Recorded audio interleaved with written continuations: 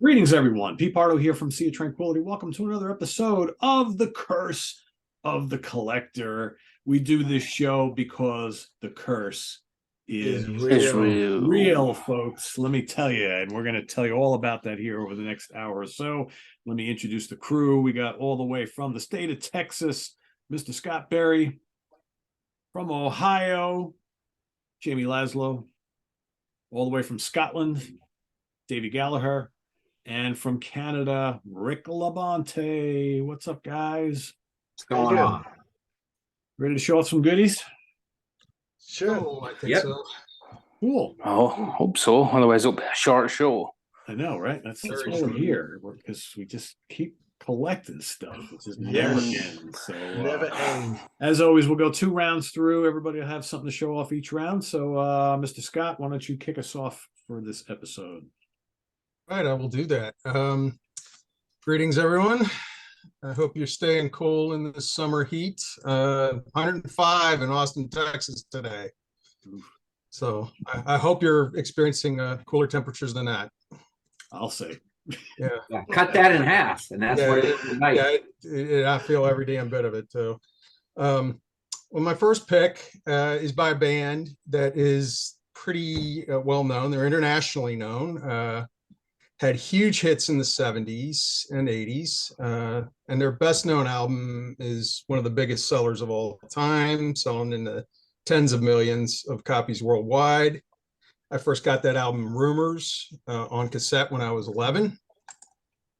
But as great as that period of Fleetwood Mac is, I'm going to talk about the early years of the band when they were led by Peter Green on guitar and vocals. And it was long before Stevie Nicks and Lindsey Buckingham or even Christine McVie had joined the band. And had this very different version of the band. It was these guys right here. That's a good set. Yeah, that's Mr. Green, it's Mick Fleetwood, John McVie, Jeremy Spencer on second guitar, and Danny Kerwin also on guitar. So they had 3 guitarists in there at one time. And I'd been curious about this period for a while, but I only recently bought these albums. Got them at Waterloo, as I often do. And this was a set of 3. Got the debut, 1968. Second one, Mr. Wonderful, I think that was also 68. Yeah, I hate that fucking album cover. That is a great album cover. Very odd looking Mick Fleetwood there. And the Pious Bird of Good Omen right here. And I'd say that self-titled release could not sound more different than the Buckingham Nicks period. They began as a 4-piece, very blues-based band with Green on guitar and vocals, Jeremy Spencer, as I said, so some vocals, rhythm guitar, piano, and they had bassist John McVie and drummer Mick Fleetwood. The rhythm section, for whom the band is named, and the only 2 constant members of the band throughout its lifetime. And Green quickly grew a reputation in the UK as an amazing blues player and vocalist. And when I say blues, that's with a capital B. I would hesitate to call anything on this debut album blues rock or any kind of rock at all. This is straight up Chicago blues by way of London. It's performed remarkably well, but maybe suffers a bit from just the derivative. You know, it's not maybe the most original album, but it's extremely well played. And I would say the same holds for the follow-up, Mr. Wonderful, with that weird cover. And both are heavy on covers, and I'd say original songs that sound like they probably could be covers, but the music, it's very soulful and performed with great passion. Got some covers by Elmore James, Howlin' Wolf, some of the great blues guys from Chicago. And much as I like those first 2, I think it's this third one in this set, Pious Bird of Good Omen, where I think they really start to find their voice as a band. still very blues based, but they seem to find a sound and approach of their own here. They're starting to, especially on Black Magic Woman. Big hit a couple years later for Santana. And beautiful, sublime instrumental track, Albatross, which I think probably leans a little towards jazz fusion. Just beautiful song if you've never heard it. Their next one, and I got this one, bought these separately, Play On, then Play On. And I think this right here, this was their most successful in the US so far. They're starting to get known more internationally now. And they're definitely branching out on this one, adding more rock and psychedelic elements. And I would say it's definitely their most consistent album with Green. Danny Kerwin also comes on board as an additional guitarist and adds more depth, I think, to their sound. It's just really a shame that Green leaves the group after this, and that because it just seemed they were just really starting to get rolling here. And you can really hear the progress they were making, and at times, and during some of the longer instrumental passages, they even sound a little proggy, maybe. I would say particularly on the song "Oh Well," you know, the more extended instrumental part of that. But the band soldiered on after Green left and put out Kiln House in 1970 as a 4-piece, with Spencer taking the lead on most of it, and Kerwin showcasing on a couple of songs. And they're still primarily blues based, but I'd say there's also a good bit of early rock and roll influence throughout that album. And that was Jeremy's thing, big time. Yeah. Yeah, exactly.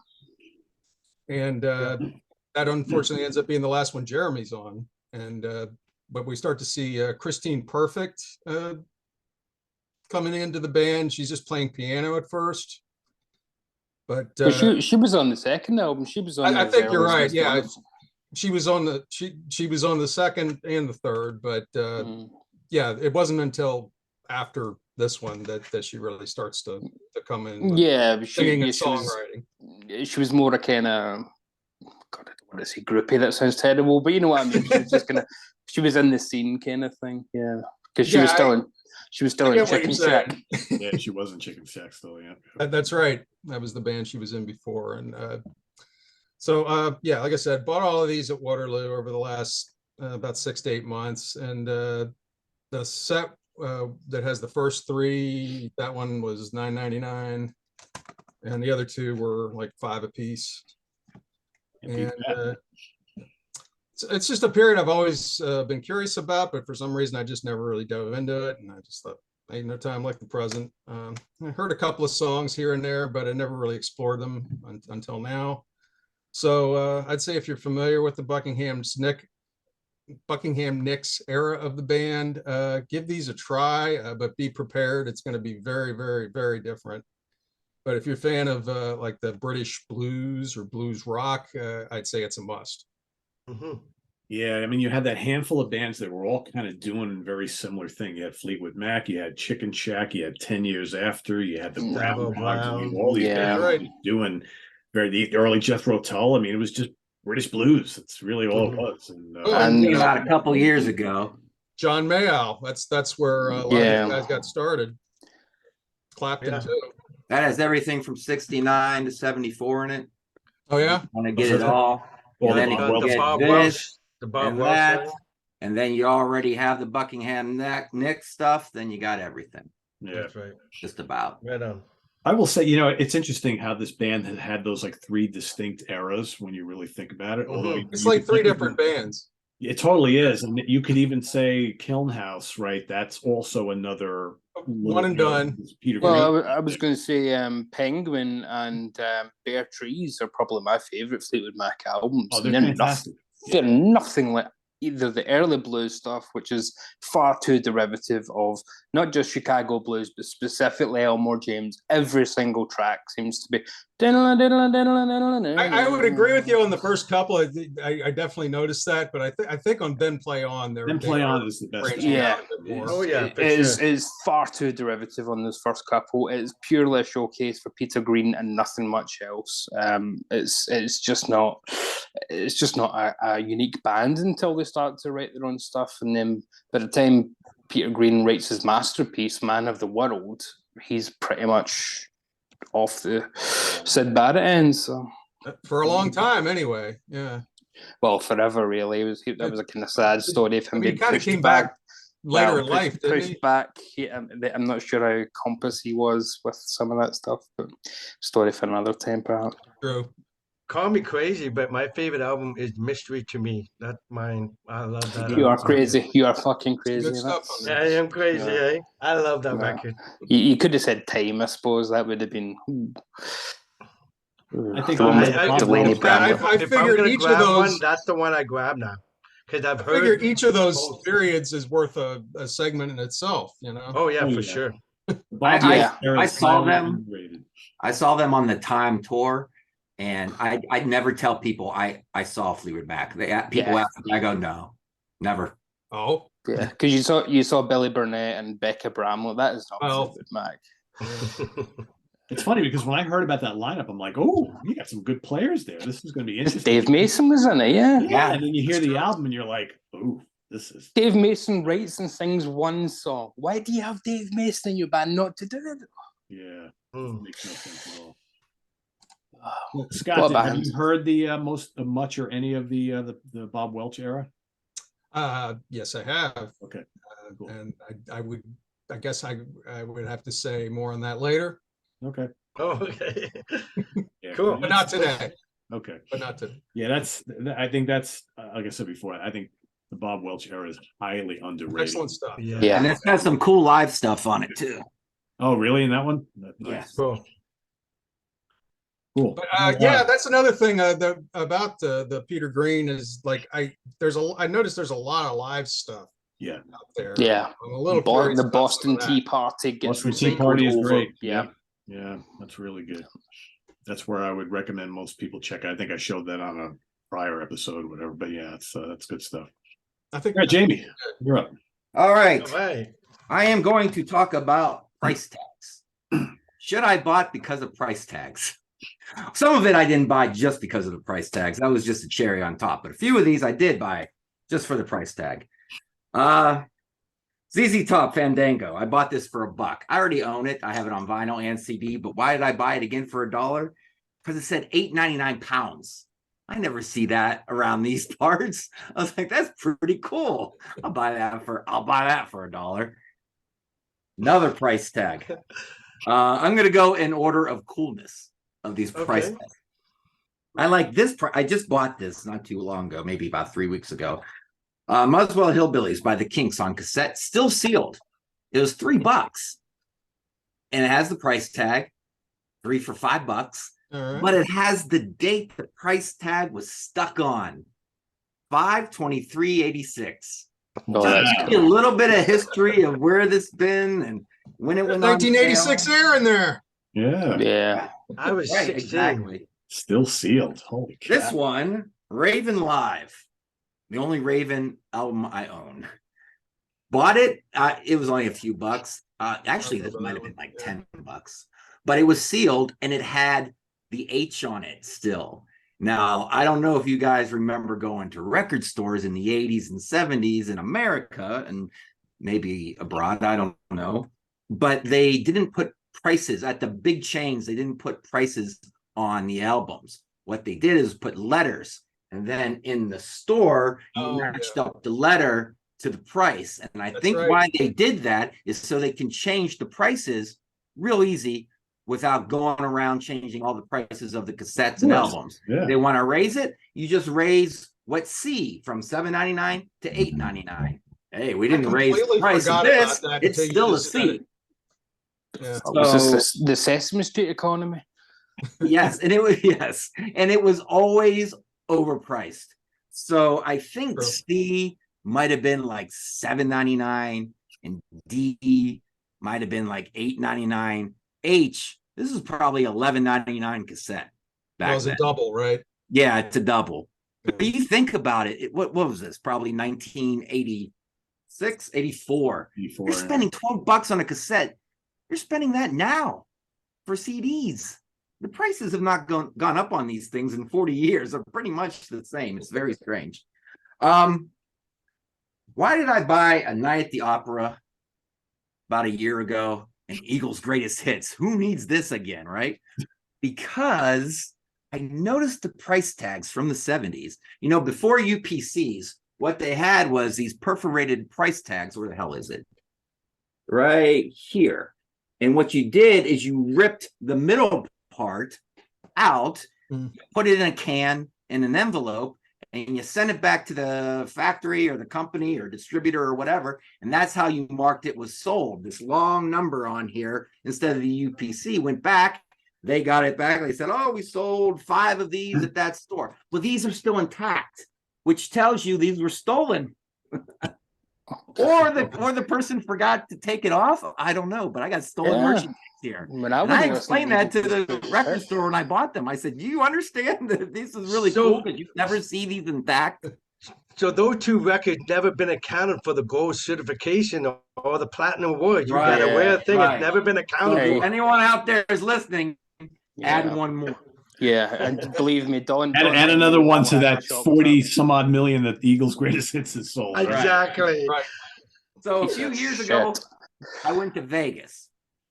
And whenever I go places like that, I got to go to a record store, right? And I like to go in there and I like to ask them for a bumper sticker or a magnet, you know, like I was there at that record store.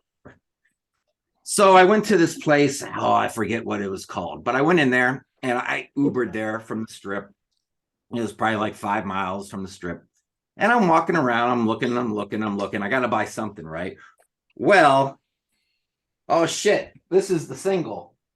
Son of a mother effer. Hold on 1 second. Give me 1 sec. I grabbed the single, but you remember. Do you remember going to Vegas, buying records? You remember the hearing aid project that Dio had, right? His USA for Africa. Yeah. Well, I had the single, which is what I pulled out of my collection by accident. But here is the real thing. I didn't mean to buy the single. I'm all over the place. I didn't mean to pull the single. So the single was way overpriced. They wanted like $20 for just the single. Now I bought this one for I think 10. So why did I buy it for $20? Because I was in Vegas, originally from Pittsburgh, and I went to this store Ides all the time in Pittsburgh. As a 13-year-old, as a 17-year-old, as a 20-year-old. I just went there last year again. And here I am in Vegas, and this had an Ides sticker on it from Pittsburgh. So this thing originated in Pittsburgh in 1985. I'm in Pittsburgh in 1985. Who knows where we went, the two of us. And then a few years ago, we meet in Vegas. And I go, you son of a bitch. I'm going to buy it. So, there. I got the story out. I spit it out. That's cool. Price tags. You never know what you're going to find, right? It's like. No, you never knew that was an aspect to collecting, I bet. Do you ever get things just for the hype stickers? Pat Benatar stuff, yeah. If I have like 4 albums and I come across one that I don't have the hype sticker or it's a different one that I never seen, yeah, I'll buy it. This everybody knows. The envelope is still growing, full of hype stickers. Saving these for Stephen Reed, so if he's watching. I slide them right into the CD book. Yeah. Mm-hmm. Maybe you don't want them, Pete, but you're not going to live forever, and whoever buys your CDs later might think it's kind of cool to have them in there. Yeah, Think about the next guy. Oh, there's nothing better than opening one up and finding an old type sticker that somebody's thoughtfully put away. It's wonderful. I will say on the Black Sabbath Live Evil Super Deluxe box set that I just recently got, I actually cut the hype sticker off the wrapper and I slid that into the book inside the box set. They slid one into you when they made you buy that. Jesus Christ, what a ripoff! Fucking. All right, Davey, what do you got? Well, I'm going to go all Amoeba Records and do the what's in my bag, because nothing particularly will tickle the taint this month, but it's just a conglomerate of stuff. More of a Monsters Den record bag because it's Arrow Video's record bags that they used to sell. Good old Arrow Video, purveyors of smut and horror. No wonder Chris loves them. We'll start with a very highly recommended SOT, especially Pete. This is your jam. Impermanence, a new album by a guy called Dominic Sanderson. I was looking at the spine. There's no help for me there. It's completely white. That's very helpful. But let's not hold that against him. This is phenomenal. It's new, but it's phenomenal 70s inspired prog. Here's how to sell it to you in just a couple of sentences. The last track, Like Shards of Glass Falling Through My Fingers, is a 20-minute prog epic. And there are 3 players on it who play Mellotron. 3. So, yeah. Wow. Sure kind of jam. This is stunning stuff, absolutely breathtaking. He is on Bandcamp, so it's not on wide sale or anything, so you need to go into his Bandcamp to get it. But his brother writes the lyrics, and he plays guitar, which is both acoustic and electric, and then it's all sorts of Mellotron synths, great heavy guitar as well. Sometimes it's very quiet acoustic stuff, a bit John Martin.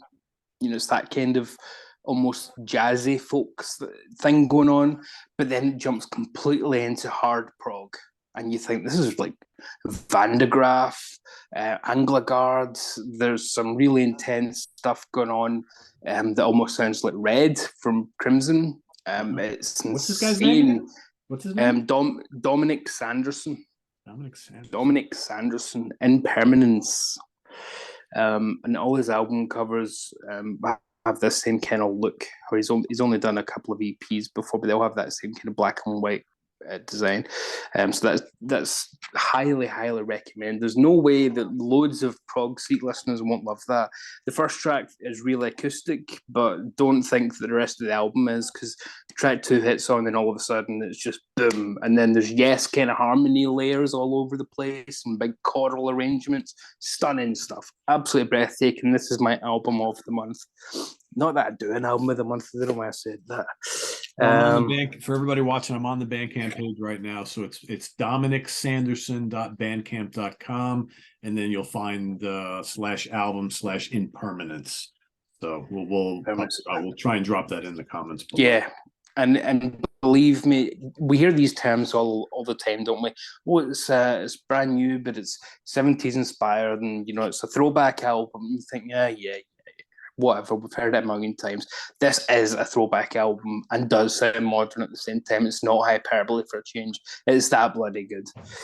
So sensational stuff. Second album, complete opposite, is the new album by Yusuf /Cat Stevens, King of the Land, and it is a piece of fucking shit. A piece of fucking nonsense. Total garbage, total pish, total crap. So you curse. Yeah, I get everything that Yusuf puts out. I adore Yusuf /Cat Stevens, and this is the first album he's had that's non-secular in quite a while. But it's just one of those, you've got no ideas, Paul Simon's got a new album out that I reviewed on my channel, and it is one long 33-minute track. And the music doesn't really change tempo until the last couple of minutes, and that should sound boring, but because it's Paul Simon, he's got lots of intricate little phrases and ways to keep you entertained and make you think. Yeah, no, this just made me think of what else I could be listening to instead, to be honest. I'm just sitting here thinking,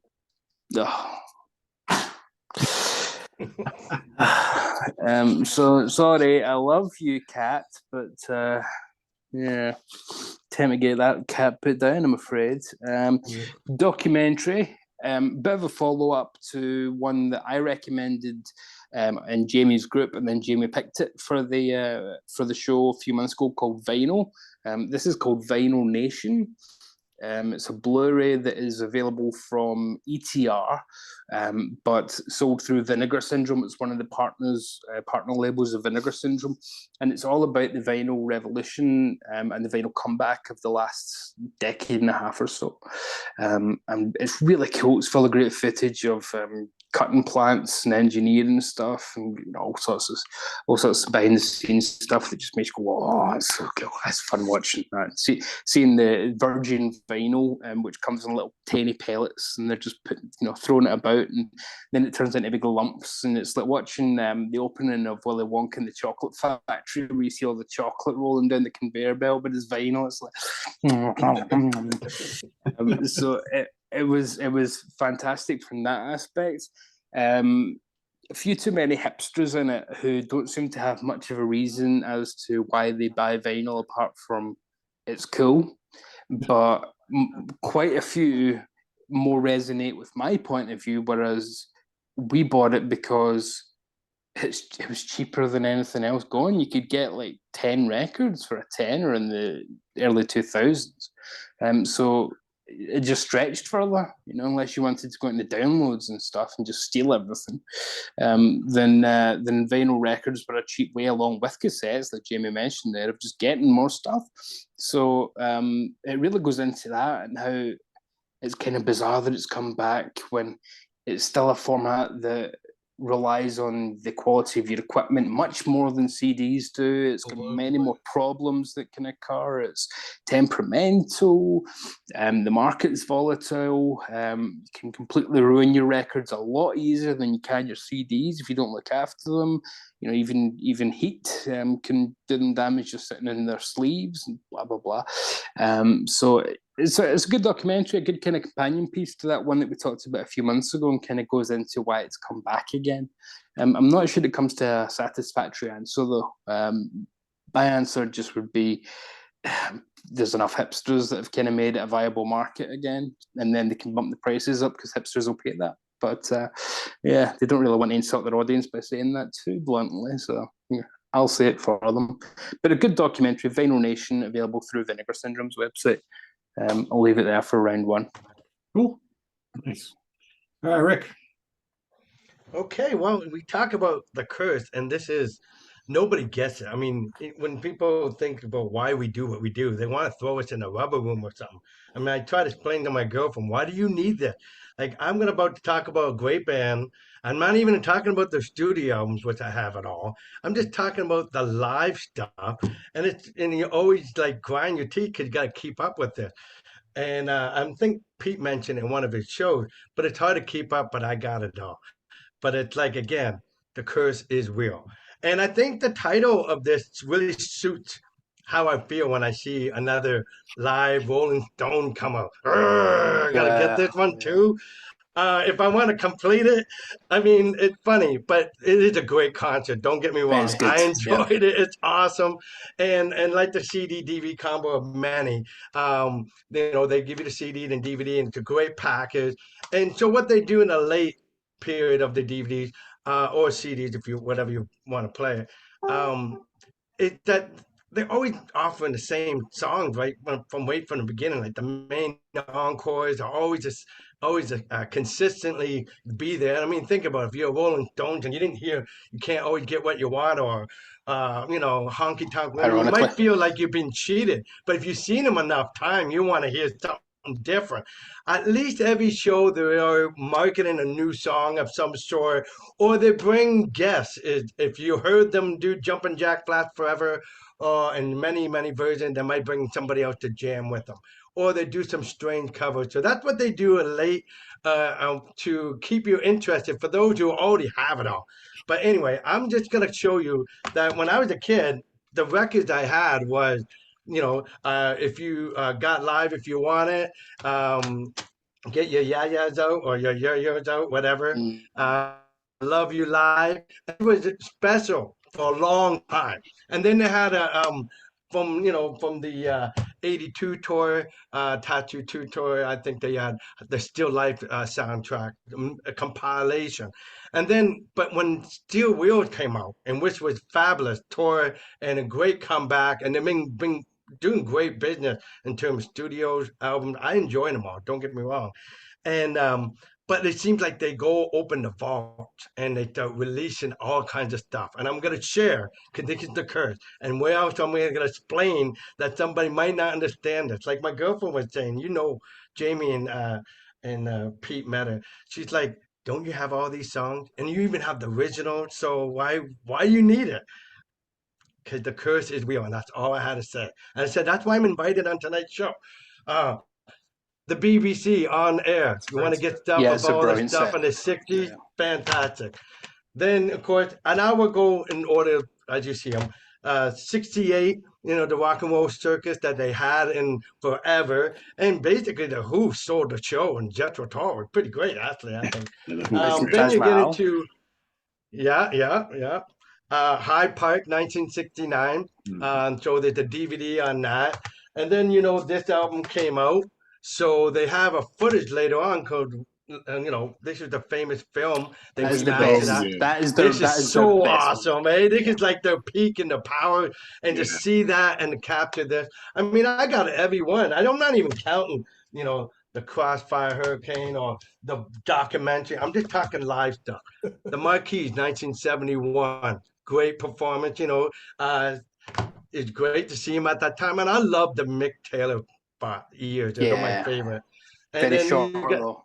yeah, and it got great performances, and everyone has a special gem that I'm glad I got it. So don't get me wrong, I may be joking around, but I do repeat a lot of stuff. But then what I notice is that I think Mick Jagger in the '70s, when they were high on cocaine and running around, he became a circus act. He wasn't always singing, and pronunciation of the lyrics weren't that always clear. It was always about seeing the biggest show on earth. But when you got to the Steel Wheels, he started to balance the running around and singing. So all these years from the '90s and the 21st century, Rolling Stones is kicking ass live. Don't get me wrong; they're doing great stuff. In fact, they're more, of course, they got help. They got people singing backup. They got piano players. But the band is tight, though. That's my point I'm getting at. Some of these periods it could be hot and cold because they, so the song might be faster than normal. But in this particular show, they're pretty decent. Live in '75, LA Forum. Then they released. That's a brilliant Pete one. got me on this one. They get in Toronto, a club, and they put the whole show. Where you only had a piece of it in this album. Now you got the complete show, which is a real treat. And I'm surprised they kept it this long, to be honest. Some Girls '78 tour, fantastic. And Billy Preston band was opening up, and they joined them on stage and lot, and it's a really great show. And then, of course, you get the 1981 Hamilton show, Coliseum, then '82 live at Leeds. This would be the Tattoo tour with the ultimately the Let's Spend the Night movie. Let's Spend the Night Together movie came out, which is a summary of these two shows, and they show like a documentary of that. What else I got here? Okay, and then we got the Steel Wheel tour, which they brought in all kinds of Yes. They've released like seasons. 5 live albums for the last couple Albums of in that, years. so I didn't Yeah. count them out. But this is live in Tokyo and entirely in 1990. Great performance. Then they put out a couple of other albums, right? Voodoo Lounge, the Bridge of Babylon. So all these tours are backed up with a live concert and DVD. Then in the 21st century, they decided to put box set of live concert called a Four Lick, what they do a small theater, arena, a stadium, and just kind of breaking it down like an acoustic cafe style. So you had all these concerts, different versions of the Rolling Stones that year. And of course, they put out another live album. Yeah, it's a This good is a fantastic live performance. Shine the light, get it if you can. Then they Says it, stripped it down for another DVD to live concerts of them playing more like the unplugged show when that was fashionable. That was their on MTV kind of thing. Yeah, exactly. And then Sweet Summer Sun, bringing Bill Wyman back and Mick Taylor for the first time, celebrating their partying at the Hyde Park, which Hyde is Park, almost yeah. Yeah, big deal. That's And good. then, of course, celebrating Sticky Fingers 2015, they did the whole album entirely. Then going to Cuba, Harvest Havana Moon, great concert, documentary about how the Rolling Stones kind of liberty, the freedom of speech and the freedom of expression. Like they're the go-to band for being a rock and roll rebel. You know, one spell sex, drugs, and rock and roll. We know Rolling Stones are that. So it comes all the way down to the latest live. But you know, you think I have enough, but as we all know, we don't. So Man, there you we got have me it. beat, I man. try to make I that thought short as quick as I didn't talk about the discography. I just talk about the live stuff. I mean, you perfectly stated how the floodgates have opened in recent years of all the Stones live stuff that they've been putting out. It got to a point I stopped buying them because I'm like, God Almighty! Every other month was another one coming out. I'm like, Jesus, It's true. It's Wow. Well, true. just the Steel Wheels ones and the Bridges to Babylon, but Bridges to tour. I think there are 5 and then 4 releases from each Yes. tour. And you think, does anybody need 4 concerts from the Bridges to Babylon? Because it was Bridges to Bremen in Germany, Bridges to Buenos Aires, Bridges to, and you think, fuck's sake. And it's basically You the know? same set list, right? However, Almost when they do, exactly, yeah. exactly. But some of these they deliberately change it because how it react to the audience. But what's also cool, you know, I mean, like you think I have enough, but you know, it's great. I do like it all, and I'm glad I have it. It's just I don't want them to come up with another one for a while. Yeah, right. Well, I've no idea. I've no idea why they don't do what Springsteen did about 10 years ago, which is do a classic album live and then loads of hits around it. You know, I mean, the Stones could easily play one album in the middle of the show, open with some hits, the album close with some hits, because they play 23 songs a night, so they could do 10 from an album. You know. Mm-hmm. Well, they kind of did in some shows, but yeah, I hear what you're saying. That'd be awesome. Sticky Fingers is the only time they've ever done it. Yeah, it's really I think that's the only one Do to any of my those albums, knowledge. right? Yeah. Good point. And I know a lot of those releases, Eagle Rock, Eagle Vision, put those out. They always do a good job on all those. They're quality act. So I agree. All right. So my first selection of the day is a band that I'd never listened to before. I've heard people tell me for years that, Pete, you never talk about this band. They're really, really good. I think you'd like them. They're like the first ever all-female American rock band. And I'm like, yeah, I've heard of Fanny, but I don't know nothing about it. Right? So finally, I decided that I need to investigate this band, right? So they were only around for a few short years. I think their first album came out in 1970, and by 74, they were pretty much already done. They reconvened as a different Fanny Walk the Earth later, much later on. But they were formed four women. 2 of them were sisters, the Millington sisters. You got Jean and June on bass guitar and vocals, both sing. Nikki Barclay on keyboards and vocals, and Alice DeBure on drums and vocals. Like I said, they only released 4 albums. These have been reissued. They're hard to find, but you can get them directly from the band, which is what I did. So you got the first album is just called Fanny. Yep. And there they are right there. And again, if you do a little bit of read up on them, apparently a lot of the all-girl bands that we knew that got pretty popular, like in the late 70s into the 80s, like the Bangles and the Go-Go's and the Runaways, all cite this band as a big inspiration. You got Charity Ball, came out in 1971. And again, there they are on the back. These are nice reissues. You got bonus tracks, all sorts of stuff. Then you got Fanny Hill, 1972. Again, just pumping out albums, very short period of time. And the 2 sisters are actually from the Philippines, and they came over to America, I believe, when they were like in their teens with their parents.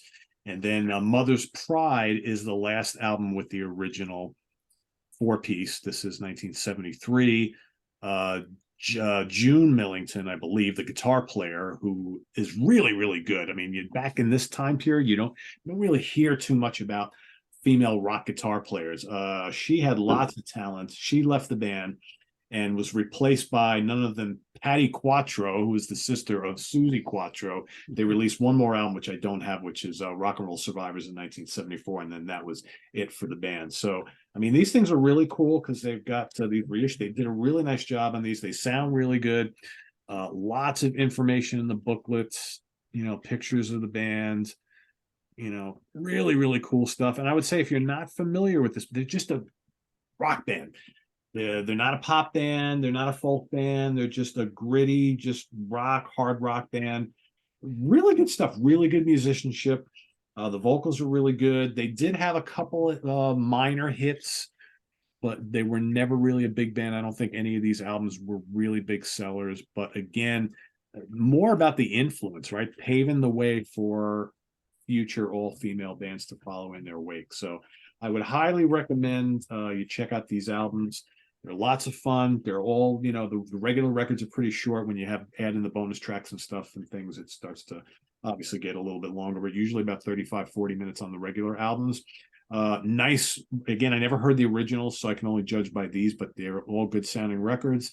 And it's just good, gritty, early 70s rock music. And if you have any interest at all in kind of like all female bands, I would highly recommend checking these out. Good musicianship. I like the keyboards, good guitar work, good vocals, catchy songs, meat and potatoes, rock, good stuff. So yeah, highly influential, but again, not a band that most people talk about. So, and again, you can get these directly from the band if you go check them out.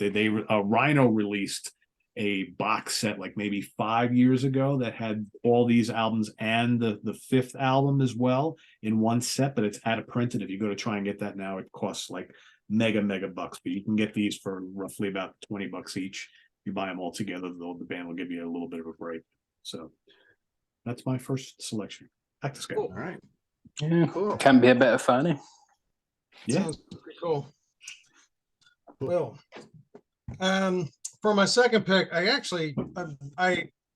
was going to talk about one thing, but I decided to change it at the last minute. But On the spot, I on the fly. I was going to talk about this, the Atlantic Rhythm and Blues, 1947 and 1974. But the reason I'm not going to spend a lot of time on this, Jamie talked about the Stax set a few episodes back, and A lot of crossover here. Yeah. Stax had a distribution arrangement through Atlantic, so you had Otis and Sam and Dave, Booker T and the MGs. They King were sort of both on Atlantic and Stax.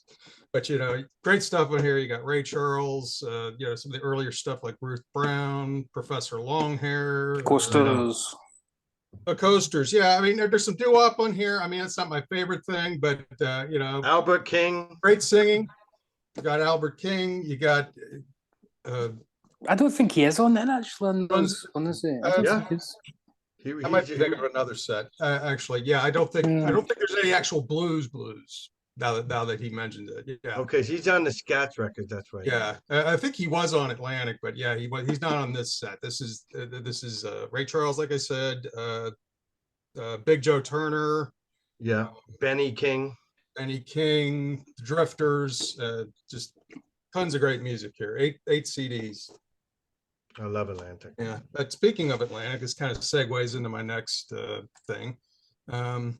Like my first pick, my second covers an earlier and lesser known period of a fairly well-known band. And I was first introduced to the Geils Band with their Love Stinks and Freeze Frame albums in the early 80s. And Freeze Frame was easily their most successful album. They hold a special place for me because they were my very first concert. Saw them in the spring of 1982, and they put on a hell of a show. I always found them to be a very tight group of excellent musicians. Peter Wolf, one of the most energetic, charismatic, and underrated frontmen of that period. And during the 80s, I also bought their first greatest hits album that covered their output from the 70s, their 70s on Atlantic, the Atlantic label. And during this time, I'd say they had a more raw harder edge sound, and I played that record a lot for a couple of years. But eventually, you know, I was moving on to other heavier bands, and I didn't play it that much afterward. And but about 3 months ago, during the trip to Half Price Books, Blimey. We all right over there? hello, we okay? You I okay? know it's been a long day and night for you. Well, I don't know what just 911 is fucking over weird. there, so don't All right, make me Davey? have to It's Google that and 999. find out. It's much easier. It's I'm 999. falling and I can't get up.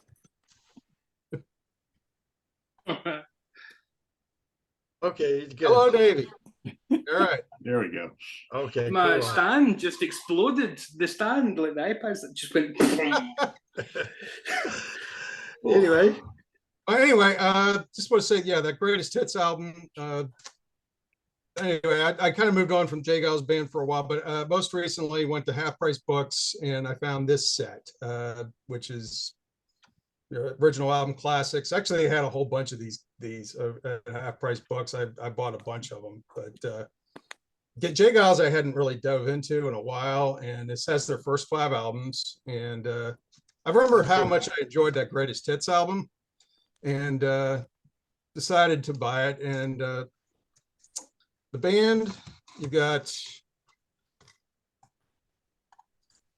Peter Wolf on vocals, you got Seth Justman keyboards, Magic Dick on harmonica and saxophone, Stephen Joe Platt on drums. What's that? Yeah, that's what he goes by. Magic Dick. Just like, That's what he goes again. by. Yeah, exactly. All right. Danny Klein on bass, and Jay Geils, of course, on guitar. And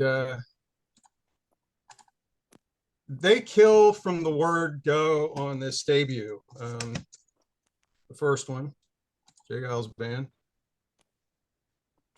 Look at how young they look. Yep. I know, mhm. 1970. And That's the crazy thing, because the band really didn't start breaking big until the late 70s. And even yeah, early most of their 80s, but, Atlantic they stuff were really around isn't the that whole well known. decade. Yeah. Yeah, but I love this period. It's just got this great grimy, greasy sort of R&B thing going, sort of a hard rock edge to it. They're a little kind of an American Rolling Stones in a way, I would say.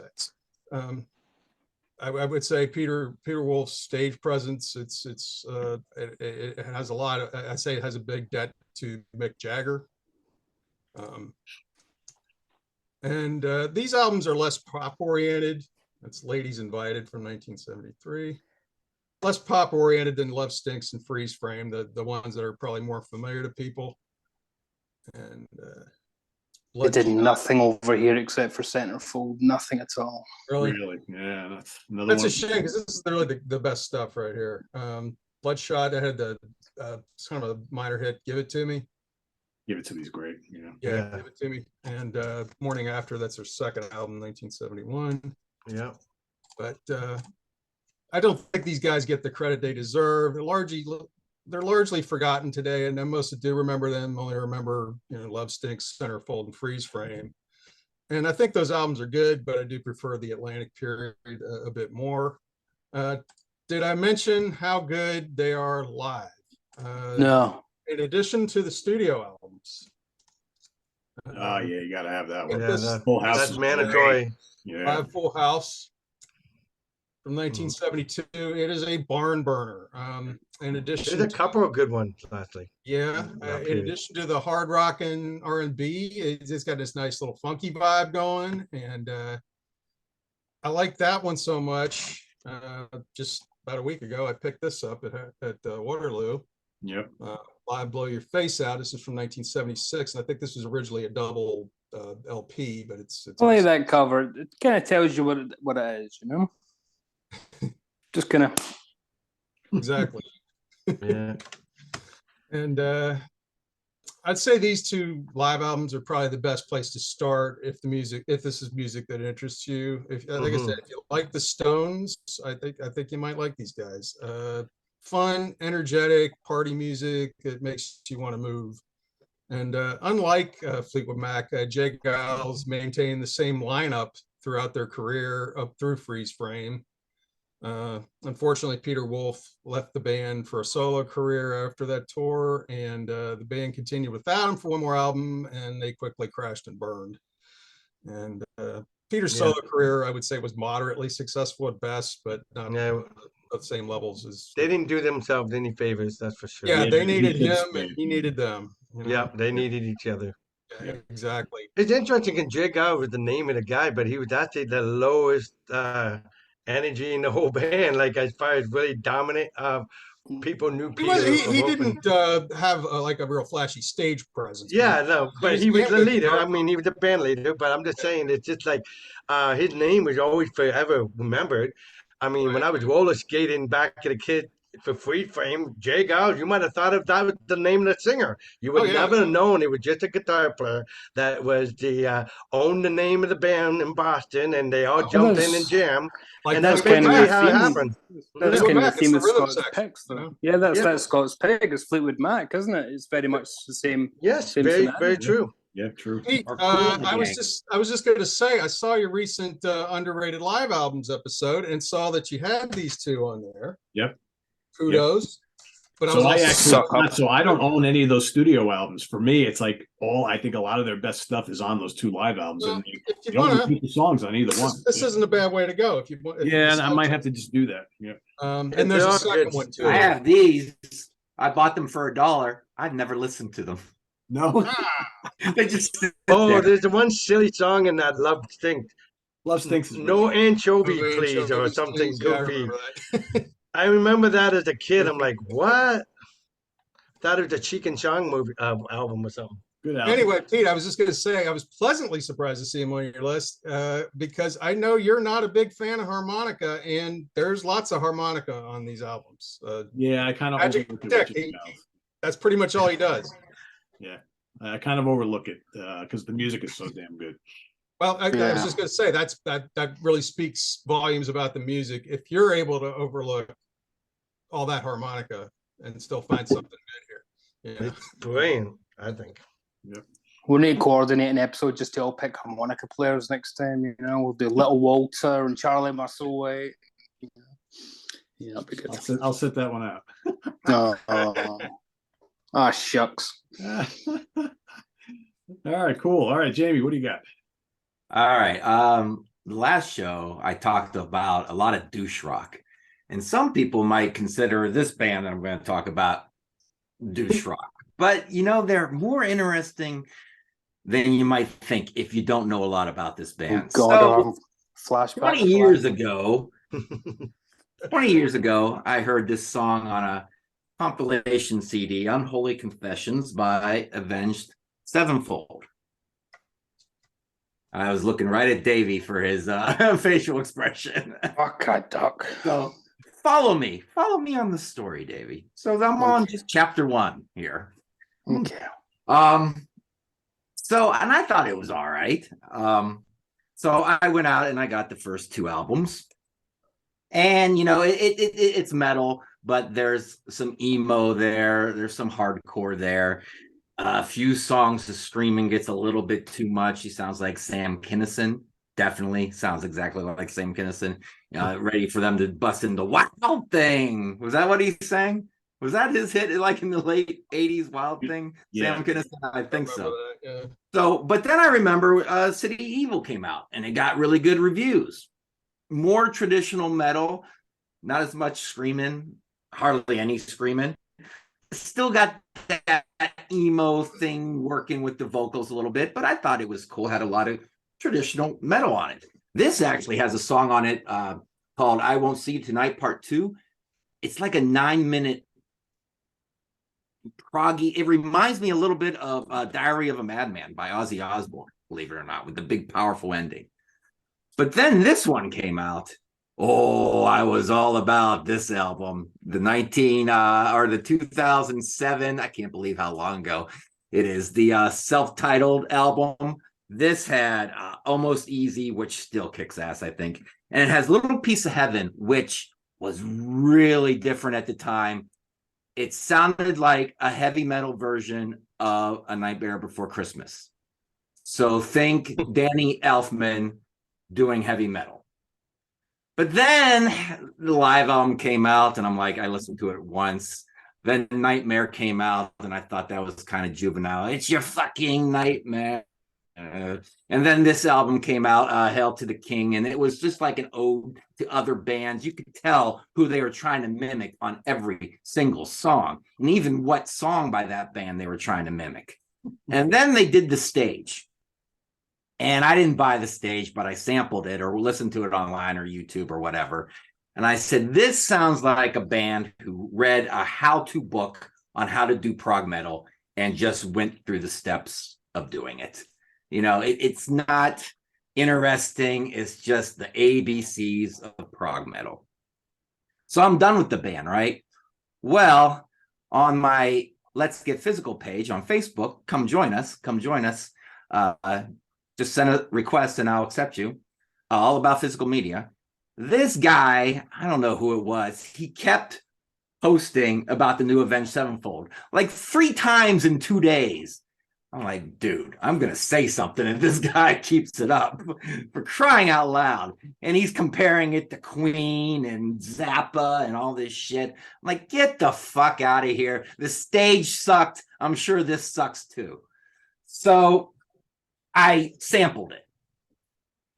And I was like, yeah, this is just a bunch of garbage strung together. And I wrote a whole big paragraph on how it sucks and how they're overreaching and how they're not good enough to do what they want to do. And then I thought, if I'm going to say all this, maybe I should listen to the damn thing. I don't want to. So I went on YouTube and I listened to it. I'm saying, God damn, this is kind of good. So I bought it and I've been listening to it nonstop for a week. Now, this is the thing. People say it's avant-garde and crazy. I don't think it's that crazy. It's a lot of ideas strung together. Each idea in itself is not weird or crazy. But when you string them all together, it comes off as bizarre and crazy. Think of it this way. You have a piece of rope about this long. You have a piece of barbed wire about this long, and you have a chain about this long. Each one of those things is not weird, but tie them all to one another and hold it like this, and then you have something that comes off a little strange looking. But follow me a little bit more. Take that thing that you just tied together, spray paint it all black, so the whole thing is black. Put it on like a sidewalk, a cracked sidewalk. Take a picture of it from above, crop it real nice, put it on an album cover, call the album The Ties That Bind. Now you just took that weird thing and you made it work. You made art out of it. And that's what they did here. They took a bunch of shit, put it together that shouldn't be together, and they made art out of it for some reason, somehow. And it fucking works. I listen to it and I'm always anticipating and waiting for the next link or thing. Maybe it's a piece of hose coming next onto that thing. It's really cool. I didn't want to like it. I wanted to post that paragraph because I thought it was well written and I thought I was getting in some good jabs, but I just couldn't post it because it's pretty good. Now, I can see why a lot of Avenged Sevenfold fans don't like it because the production is not very metallic. It's very earthy. And they do, like, you know, they put their voices through a synthesizer. Why can I never say that word? Synthesizer. Yeah, I'm like the lesser of the cats. I'm like the lesser of the cats. Suffering synthesizers. So, yeah, so it's a little bit like that. And but I will say Cosmic. Listen to Cosmic, man. I think it's the best song I've heard all year. And I don't like saying that because I was off the AX7 train, but I guess I'm back on. I actually like Nightmare, and the only reason why I grabbed that one because Mike Portnoy's on it. That's how. That Yes, was my he is on favorite. that one. Yep. Oh, Yeah, he goes anywhere. Even small rubbishy But that's how I YouTube got channels. introduced to that band. I saw him get on the side. I saw him on the sidewalk downtown, banging on some buckets upside down. He'll go anywhere. There's nothing like it when you're He's a prepared to whore. hate something, and it ends up being surprisingly good. Yeah. Yeah, because when you sample it, Yeah. what you're getting is just those segments for a minute. What, Like, this what's the doesn't name of the work. good song, Jimmy? This is a What's the name of mess. But when you what's get the- it all, it works. What's the good song called? Cosmic. Cosmic. Yeah. I'm gonna save that. Yeah, that's a good one. Yeah, I listened to the because George Lamy was telling me how much he loved it, and Yes, that was a surprise. I was saying to George, I said, I kind of liked them a little bit when they first kind of came on the scene, but I grew tired of them real quick. So I went and listened to the album, and I don't really know what I think of it because it's all over the place. It's like it's like Frank Zappa meets Mr. Bungle meets Dream Theater meets Tool meets this, that, and the other thing. And I'm just kind of like, every song was just like, okay, they're doing that. And then they go to that. And I was just like, whoa. So I don't know. It's something I would definitely have to listen to again. It's a 9-minute song, Davey. So you gotta let it build. You gotta let it go through all its things. Don't sample it like I did, because you'll be writing the paragraph. This is a mess. Da, da, da, da. Gotta do it all, or don't do it at all. Okay. Oh Lord, we're gonna sit here for 9 minutes while you. It's your This turn, isn't a Dave. reaction video. My turn, is it? Yes. Yes. Well, I'm not recommending the first minute of Cosmic, but it's not bad. It didn't make me want to jump off a bridge. So we'll crack off with what was next in the bag. Not too much left in the bag. It's not been a very, very prolific month, one of those months. However, a book, Geezer Butler's autobiography. There you go. I just started it myself. It is fantastic. Normally, I complain about the album, the books that start with far too much of the growing up stuff because it's all the same. It's all the same old stories, but it's kind of cool because Geezer does it, and it comes signed by Geezer if you go to Rough Trade and get it directly from Rough Trade.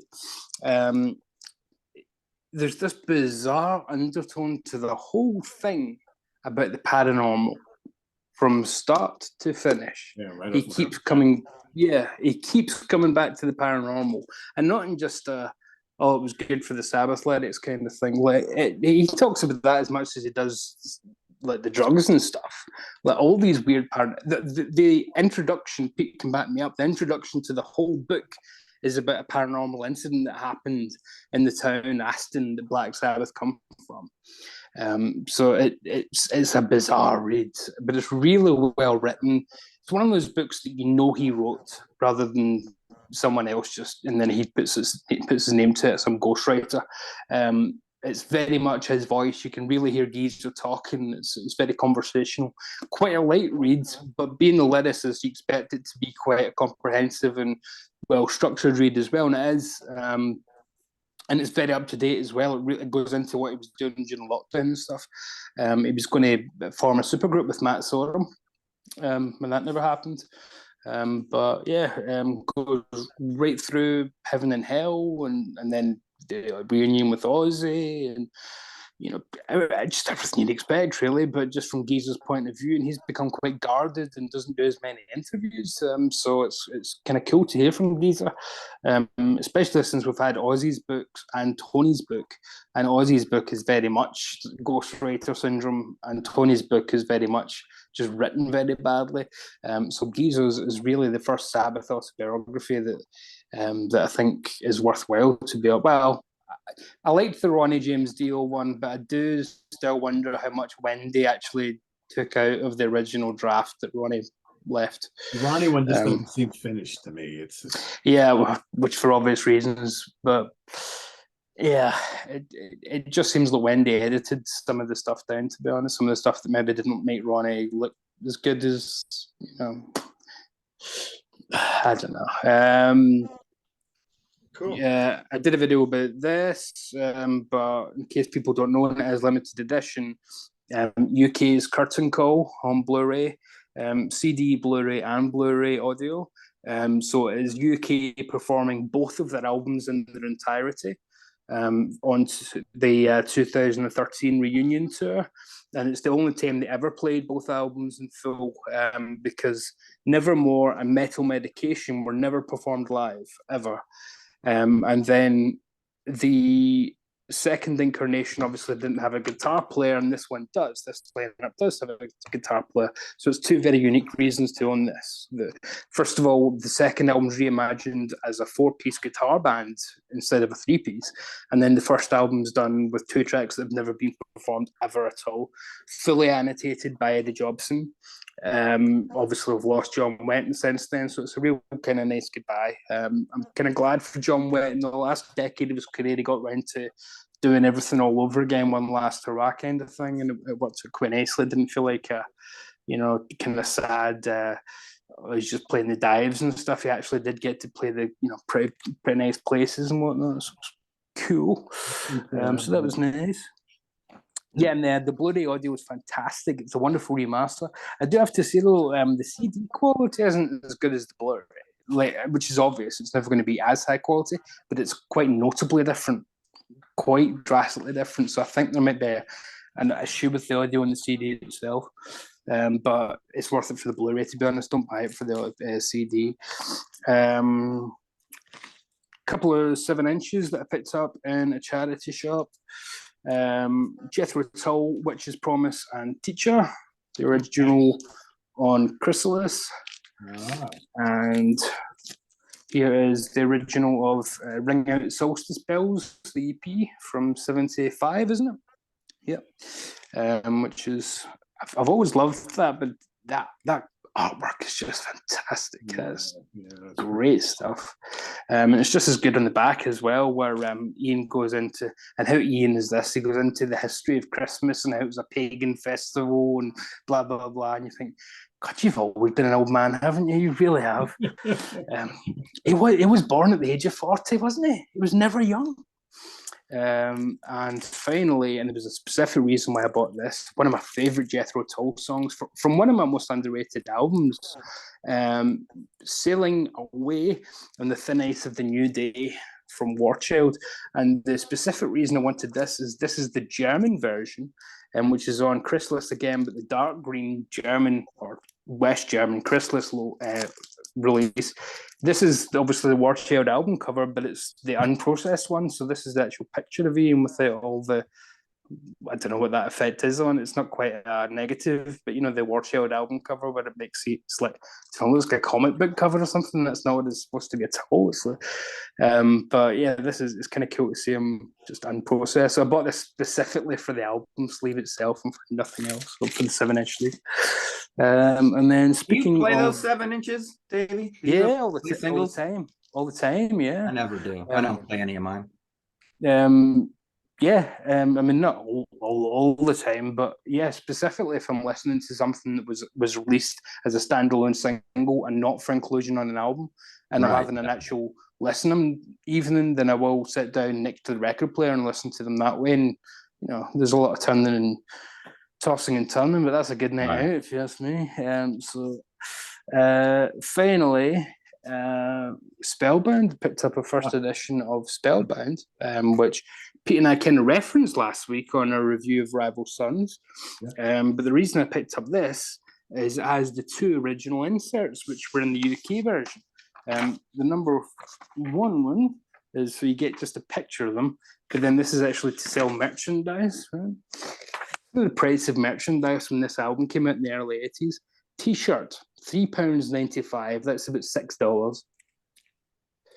Sweatshirt, $7.60. So that's about $11 for a sweatshirt.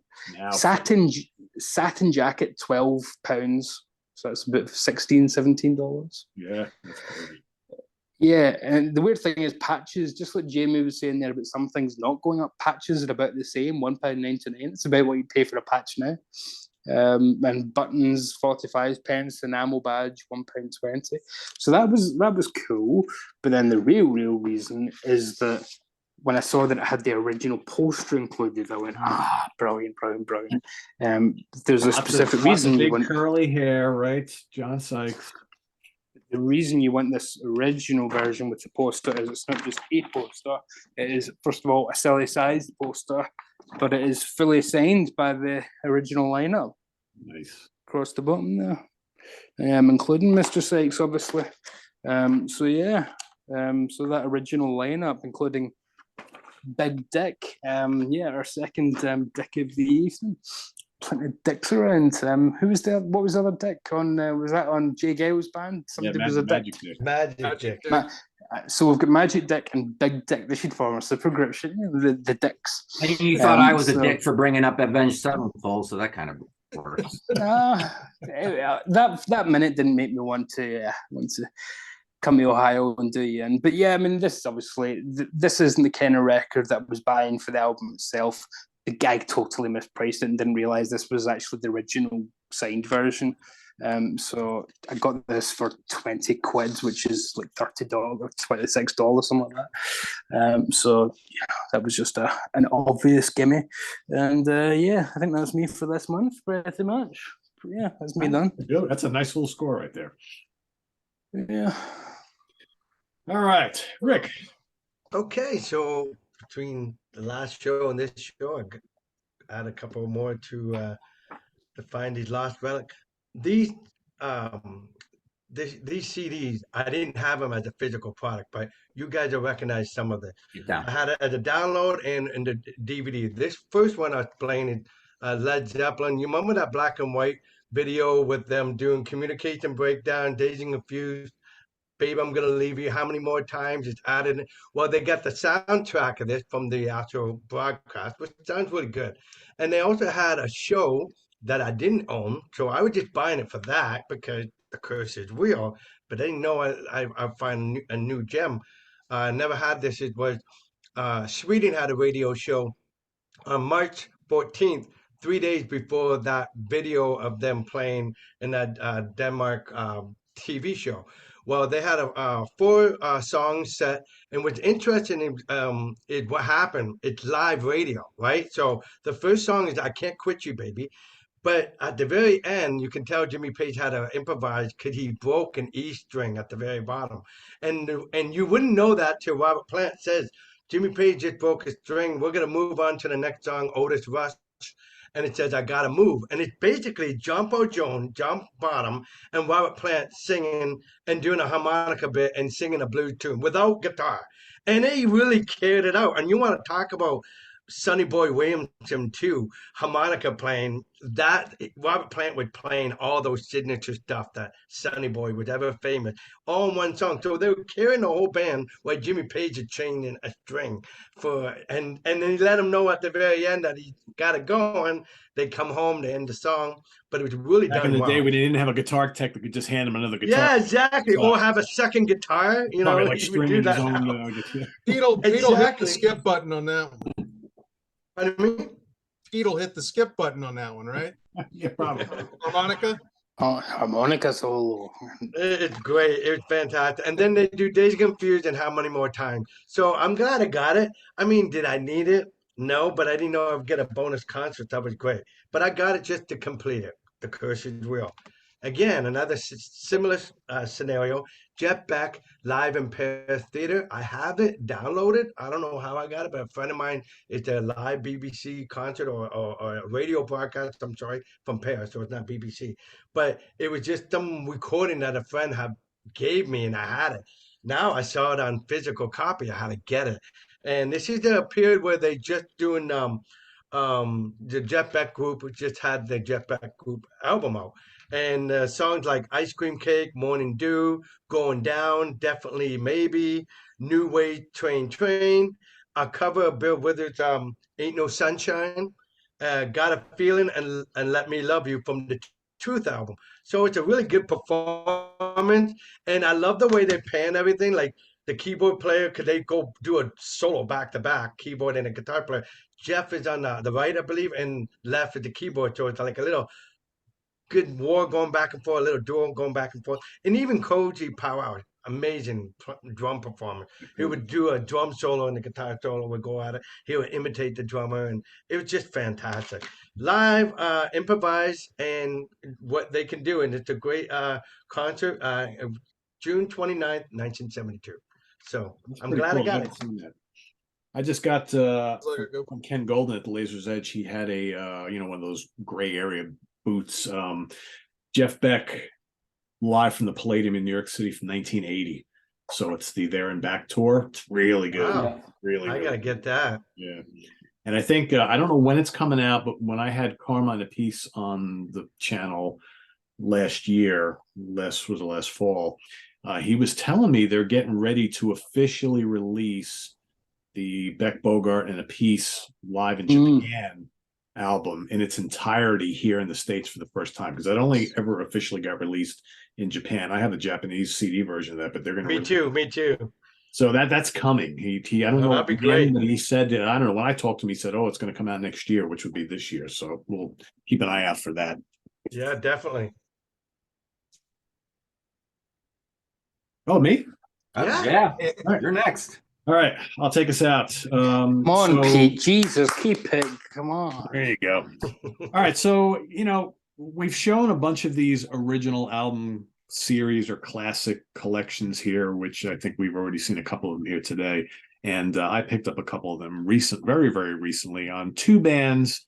Yeah, I mean, these are great if you never bothered to dive into a band before, and you just want to get nice sounding CDs of their early catalogs or whatever. Nothing says casual fan more than those little box sets. I'm a casual fan. I spent $19.99 on it. I mean, they're so affordable, right? So right. Yeah.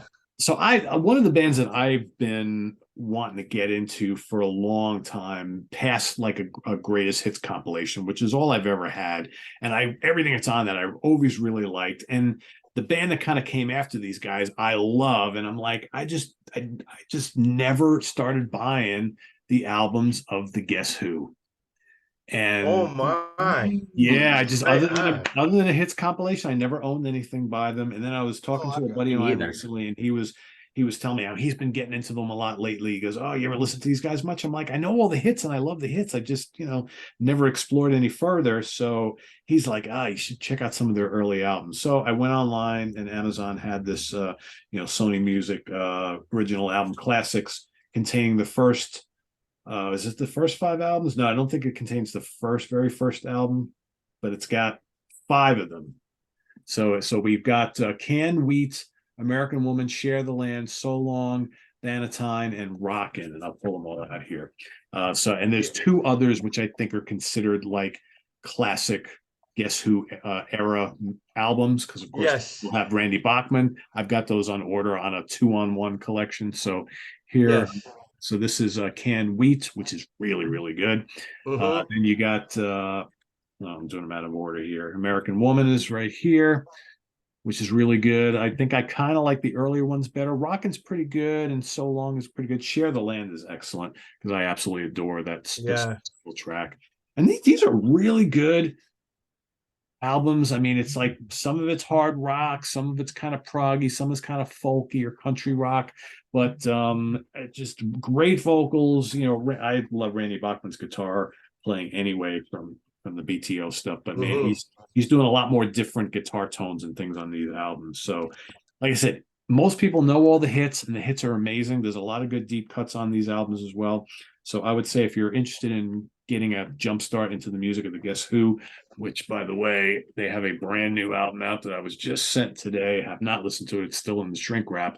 I couldn't even tell you who's still in the band. I have no idea. Just a drummer from the original guy, Gary. There you go. But just so you know, you have Repo Soul and Number 10, and you got the best of the Guess Who. You got 2 more albums outstanding. The second album and the album after the one that you mentioned, Share the Land. Yeah. Now, their handful of hits, are they just like on 2 or 3 albums, and then they got a bunch of albums that we wouldn't know any of the songs, or are they hitless? Yeah, through all the albums? So in other words, I think they got hits on every record. That's a good question. So on Canned Wheat, you've got No Time. That was the big monster hit on that one. On American Woman, you got American Woman. No Time is also on American Woman, which is kind of strange. No Sugar Tonight is also on American Woman. That was another big hit for them. On Share the Land, you got the title track, and I think that's about it from that album. And then on So Long, Bannatyne, you got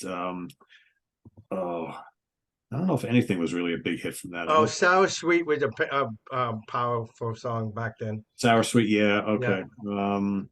And then on the Rockin' album, I don't know if any of these were really big songs. So Yeah, yeah, so so most you of the don't big have hits were Road Food yet. Road Food right, had Clap for the Wolfman. right, Road which Food is a is a good great album. song. Yeah. Yeah. Yeah. And One yeah, said Undone or Laughing. Oh, yeah, Undone. Yeah, that's Love that. Undone is on Canned Wheat. So Canned Wheat probably has the most hits on it. And that's the earliest one on this collection. But really good stuff. Really like that one. Can't wait. American Women sound like the hit factories, you know. Yeah. yeah. American Woman probably had the most FM staples on it for Canada and United States airplay. Yeah. But there are two tracks that you don't get unless you get a greatest hits album, which you probably already own. Is These Eyes and Laughing. These Eyes, some of those that version that we hear all on the radio, it was only on a single, and then they. Just like No Time you mentioned is on American Woman. That's the one we hear on the radio, not the No Time The on. original. Yeah, so they're two different versions. They're very similar. But anyway, I'm glad you're getting into them. The Guess Who is a great band, and it goes right up. I would say up to 1974. That's when Burton comes to leave and goes solo. That's the end of the Guess Who for me. Until and I do have the live concert of the reunion with Randy comes back and he kicks ass and he brings a whole catalog of BTO and the best of the Guess Who. And Burton brings the best of his solo stuff, and that's a complete concert. And I got to see them live several times, and it's a treat. Cool. Nice. And the other one I picked up is Tower Power. Cool. Too sweet to be sour, funky like a monkey. Yeah, good funky jazzy pop, lots of horns, lots of funky rhythms and little tasty guitars and cool vocals. This has got Bump City, Tower Power, Back to Oakland, Urban Renewal, and in the slot. Basically, these are, I mean, they've got a shit ton of albums, but this is the classic era. This is probably what you really want.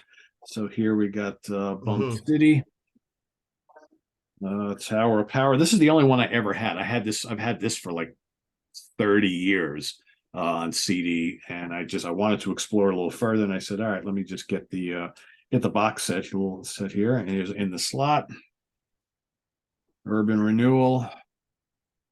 Again, if you like the horn bands, they're definitely way funkier than like say Chicago or Blood, Sweat and Tears or Chase or any of those bands. Definitely a lot of funk going on here, funk and R&B, good amount of rock as well, but they're not like they're not as guitar oriented maybe as like early Chicago. But if you love horns and lots of funky grooves, can't go wrong with Tower Power. Classy stuff.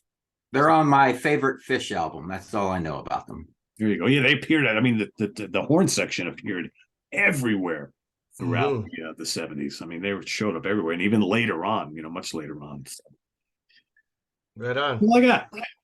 All right. Yeah. Cool. So there you have it. Let me just add, yes. as I didn't say, if you do want to take the dive and listen to me and not Davey, listen to me and George LeMay.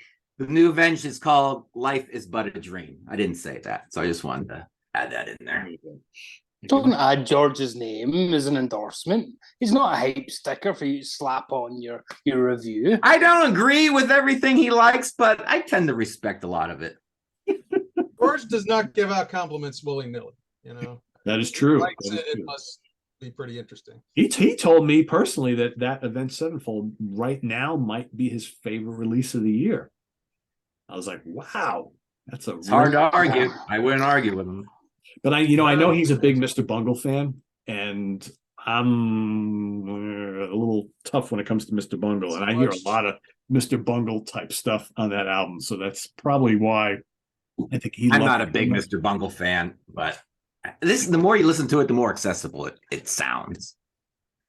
Yeah, because I know like hardcore like Avenged Sevenfold fans really aren't digging it all that much, right?